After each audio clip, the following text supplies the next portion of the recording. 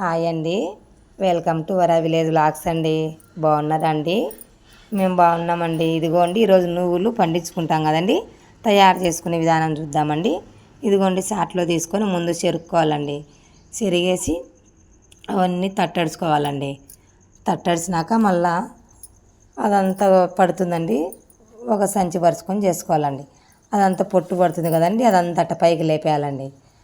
పొట్టు అంతా పై పొట్టు ఆకులు అలుము అదంతా పక్కకు పోతుందండి. అది మళ్ళీ అడ్డం ములుచుకోవాలండి. అడ్డం ములుచుకుంటే ఏదైనా రాయి అందు ఉన్నా కానీ వెనకలు వచ్చేస్తుందండి. పైన పైన తీసుకొని మంచి ఇట్లా ఒక బకెడీలో వేసుకొని నీళ్లు వేసి అట్లా గాలించుకొని వేరే టబ్బులో వేసుకోవాలండి. అంతేనండి. అలా చేయడం వల్ల కింద ఇసుక రాళ్ళు మట్టి అంతా కిందనే ఉంటుందండి. మనకైతే మంచి మంచి నూగులు వస్తాయండి. నేనైతే ఎప్పుడు ఇలాగే చేసుకుంటానండి. నువ్వులు తీసుకొని అట్లా గాలించుకోవాలండి. అయ్యండి కింద అదిగో రాళ్ళు చూడండి, మట్టి చూడండి, అటన్నీ సపరేట్ అయిపోతాయండి. ఆ కిందదంతా వేస్ట్ అండి, పడేయాలండి. ఈ పక్క గిన్నెలో వేసుకునేవి మంచిటివండి. ఇవి ఒక్కటి మనం ఆరబోసుకోవాలండి. అంతేనండి. క్లీన్ చేయడం అయిపోయిందండి. క్లీన్ చేసుకున్నానండి. ఇంకా అవి ఒక పట్ట తీసుకొని ఎండలో ఆరబెట్టుకోవాలండి. నేనైతే ఆరబెడుతున్నాను చూడండి.